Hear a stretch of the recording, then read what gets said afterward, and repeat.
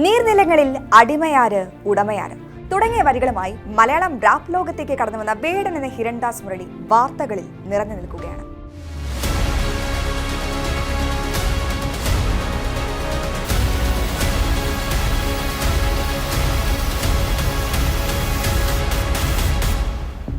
ഭൂമിക്ക് മേൽ അധികാരം കൈയാളുന്നവരും അടിച്ചമർത്തപ്പെടുന്നവരും എപ്പോഴും വേടന്റെ പാട്ടുകളിൽ നിറഞ്ഞു നിന്നിരുന്നു. ഇപ്പോൾ നടന്നുകൊണ്ടിരിക്കുന്ന സംഭവ വികാസങ്ങൾ ഒരിക്കൽ കൂടി വേടന്റെ പാട്ടുകളുടെ രാഷ്ട്രീയം ചർച്ചയാക്കിയിരിക്കുകയാണ്. വേടന് നേരെ നടക്കുന്നത് സാധാരണ നിയമ നടപടികൾക്കും പ്രതികരണങ്ങൾക്കും ഒക്കെ അപ്പുറം ഒരുതരം വേട്ടയാടലല്ലേ? അവയ്ക്ക് പിന്നിൽ ജാതീയതയുടെ പുറത്തുചാടലുകൾ കൂടിയല്ലേ എന്ന് ചോദിക്കുന്നവരൊക്കെ ഏറെയാണ്.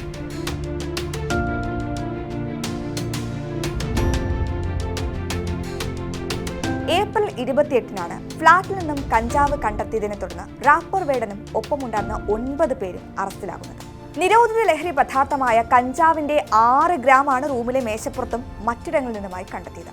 ഈ കേസിൽ ഇവർക്കെല്ലാം സ്റ്റേഷൻ ജാമ്യം ലഭിച്ചു. എന്നാൽ പരിശോധനയ്ക്കിടെ വേടന്റെ മാലയിൽ നിന്നും ഒരു പുലിപ്പല്ലി കണ്ടെത്തിയതോടെ വനം വകുപ്പ് കേസെടുത്തു.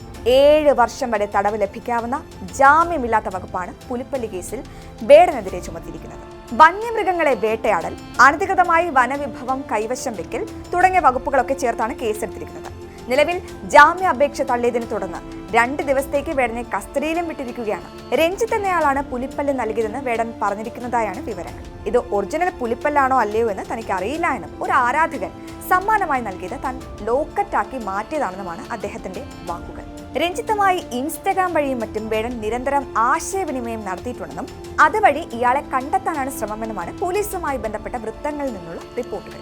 പുലിപ്പല്ല് സമ്മാനിച്ച രഞ്ജിത്ത് കുമ്പിടി എന്ന വ്യക്തിയുടെയും വേടന്റെയും ശ്രീലങ്കൻ പശ്ചാത്തലവും തമ്മിൽ ബന്ധപ്പെടുത്തി പോലും അന്വേഷണങ്ങൾ നീങ്ങുന്നുണ്ടെന്ന റിപ്പോർട്ടുകളും ഇപ്പോൾ പുറത്തുവിടുന്നുണ്ട്.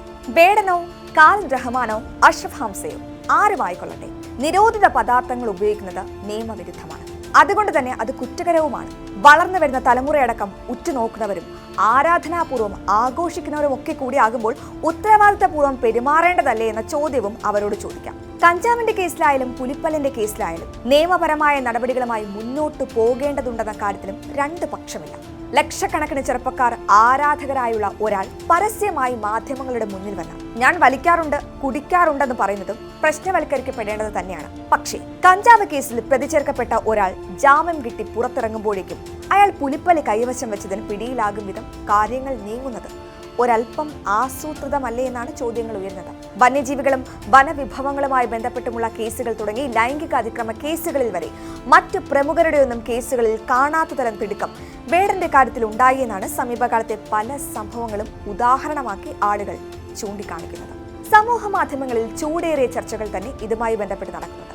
വിദേശ നാടുകളിൽ കറുത്ത വർഗ്ഗക്കാർ തങ്ങൾക്കെതിരെ നടക്കുന്ന അടിച്ചമർത്തലുകൾക്കെതിരെ കലയിലൂടെ പ്രതികരിച്ചിരുന്ന സ്വന്തം സ്വത്വത്തെ അഭിമാനപൂർവ്വം ഉയർത്തിപ്പിടിച്ചിരുന്ന സംഗീത ശാഖയാണ് റാപ്പ് ഉയർന്നു വരുന്നത്. മലയാളം റാപ്പേഴ്സിൽ റാപ്പിന്റെ ആ ആത്മാവിനെ ഏറ്റവും ചേർത്ത് പിടിക്കുന്ന സംഗീതജ്ഞന്മാരിൽ മുൻപന്തിയിലാണ് വേടൻ. ജാതീയതയ്ക്കെതിരെ, അടിച്ചമർത്തലുകൾക്കെതിരെ, തൊലി കറുത്തവർ നേരിടുന്ന അവഗണനകൾക്കെതിരെ, അധികാര വർഗത്തിന്റെ അതിക്രമങ്ങൾക്കെതിരെ ഇതെല്ലാം പാട്ടിലൂടെ നിരന്തരം കലഹിച്ചിരുന്ന ആളാണ് വേടൻ. അടുത്തിടെ സംഗീതവേദിയിൽ വെച്ച് എമ്പുരാന്റെ റീസെൻസറിങ്ങിനിടയായ സാഹചര്യത്തെക്കുറിച്ച് വരെ വേടൻ സംസാരിച്ചിരുന്നു. അതുകൊണ്ട് തന്നെ വേടന്റെ വരികൾ അസ്വസ്ഥമാക്കിയവരുടെ എണ്ണവും അത്ര ചെറുതല്ല. ഇന്ന് വേടനെതിരെ ഉയർന്നിരിക്കുന്ന കേസുകൾ അയാളെ എന്നേക്കുമായി റദ്ദ് ചെയ്യാനുള്ള ആയുധമാക്കിയെടുത്തിരിക്കുന്ന ഏറെ പേരെ സമൂഹ മാധ്യമങ്ങളിൽ കാണാം. വേടൻ ലഹരി ഉപയോഗിക്കുന്നത് നിർത്തണമെന്നതല്ല, വേടനെ തന്നെ നിർത്തലാക്കണമെന്നതാണ് അവർ ഉന്നയിക്കുന്ന ആവശ്യം. വേടൻ വിമർശനാതീതനല്ല. പൊതുരംഗത്തായിരിക്കുന്നിടത്തോളം കാലം വിമർശനത്തിനുള്ള സാധ്യതകളും ഏറെയാണ്. പക്ഷേ അനുപാതരഹിതമായ ക്രൂരമായ അധിക്ഷേപത്തിന് തുല്യമായ വിമർശനങ്ങൾ വേടൻ നേരിടേണ്ടി വരുന്നില്ലേ എന്നതാണ് ചോദ്യം.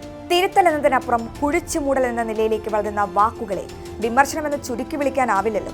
മെയ് 2-ന് വേടന്റെ ജാമ്യാപേക്ഷ വീണ്ടും പരിഗണിക്കാനിരിക്കുകയാണ്. ഒരുപക്ഷെ പുലിപ്പല്ലി കേസുമായി ബന്ധപ്പെട്ട കൂടുതൽ വിവരങ്ങൾ ഈ ദിവസങ്ങളിൽ പുറത്തു വന്നേക്കാം. വേടൻ കുറ്റക്കാരനാകാം, അല്ലാതിരിക്കാം. ആ വിവരങ്ങളും വിധിയും പുറത്തു വരുന്നതിന് മുൻപ് വേടനെ വിധിക്കാനിറങ്ങുന്നത് ഒരൽപ്പം കടന്നുകൈയാകുമെന്ന് മാത്രം ഇപ്പോൾ പറയട്ടെ.